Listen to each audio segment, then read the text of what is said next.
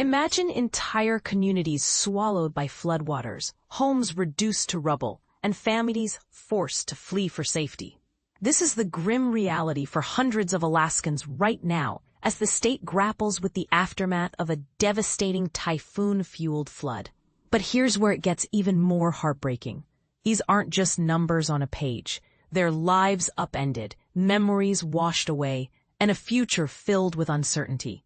The remnants of Typhoon Halong, which first turned to life in the northern Philippine Sea on October 5th, unleashed its fury on western Alaska over the weekend.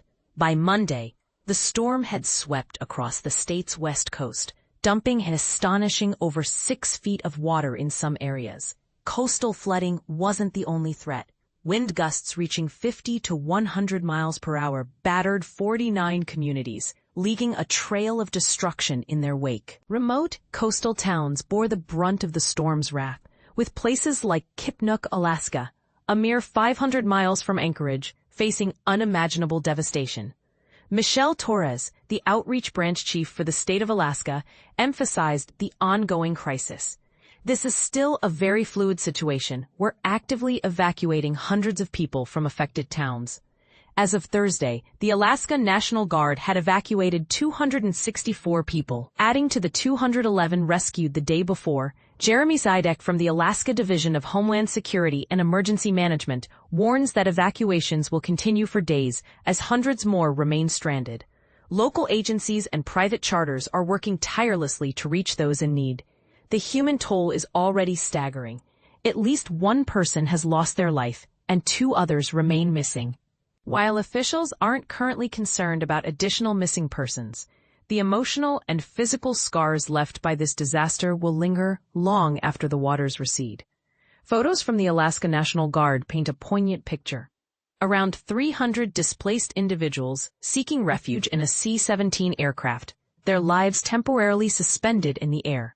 In a statement, the Guard vowed, "We stand shoulder to shoulder with our neighbors, evacuating the displaced, flying in supplies, and offering a helping hand wherever it's needed most." The scale of displacement is staggering. According to the Alaska Community Foundation, at least 2,000 people from rural areas have been forced from their homes. Yet, amidst the chaos, there's a glimmer of hope. Alaskans have rallied together, raising over $1 million in support, and the fund continues to grow. But here's where it gets controversial. Is this level of devastation a one-off event, or a stark reminder of the escalating impacts of climate change?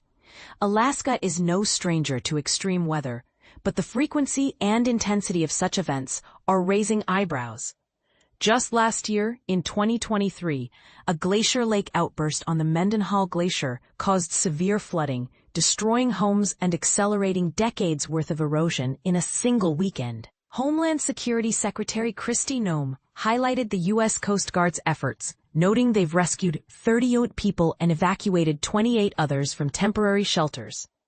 The Coast Guard remains committed to supporting Alaska's response, Noem assured in a post on X. Alaska Governor Mike Dunleavy has taken decisive action, signing an application for a presidential disaster declaration and urging President Donald Trump to recognize this as a major disaster. Dunleavy had previously declared a state of emergency for all affected areas. As the waters slowly recede, the question lingers: how prepared are we for the next disaster? And more importantly, what role does climate change play in these increasingly frequent catastrophes? What do you think? Is this a wake-up call for more robust disaster preparedness, or a sign of deeper environmental challenges we can no longer ignore? Share your thoughts in the comments below. Let's keep the conversation going.